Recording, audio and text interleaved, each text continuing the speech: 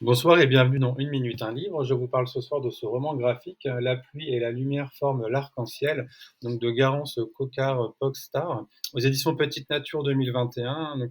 4 ans de travail, d'intervention en milieu scolaire en tant qu'intervenante en prévention chez SOS Homophobie, pour sensibiliser les jeunes à la lutte contre les LGBTQIA+ phobie. On suit les interventions, mais également les pensées de Garance, ses appréhensions, ses doutes, ses remises en question, ses avancées. On suit également les réactions des élèves, plus ou moins déroutantes, parfois déstabilisantes, via des propositions d'animation qui vous serviront aussi comme une banque d'idées. Alors, les insultes sexistes, homophobes, transphobes, les stéréotypes de genre.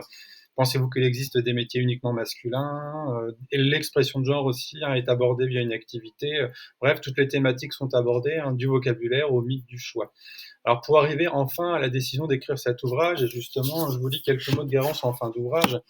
J'ai pu voir pendant ces interventions l'ampleur de l'homophobie et de la transphobie aujourd'hui en France et l'immensité de la mission qui nous attend pour y mettre fin. C'est encore complètement actuel. J'ai vu les conséquences terribles du harcèlement et des discriminations, l'urgence d'en faire des maux du passé, ainsi que l'importance de soigner la santé mentale des ados. J'ai aperçu l'étendue du mal-être et de la souffrance de certaines d'entre vous, le besoin de prendre soin de vous et de vous offrir des temps d'échange et de dialogue libres et bienveillants.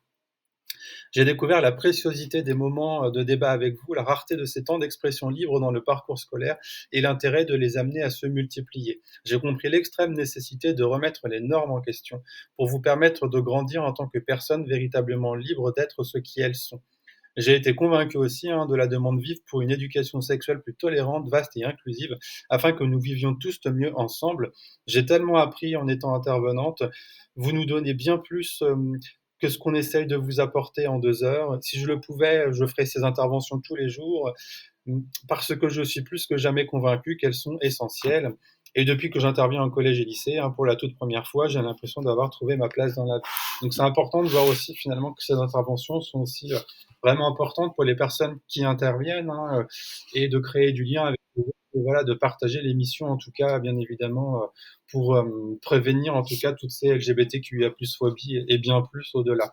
Donc une lecture essentielle pour toutes les personnes qui interviennent auprès des jeunes, des ados, les assos, les profs, etc.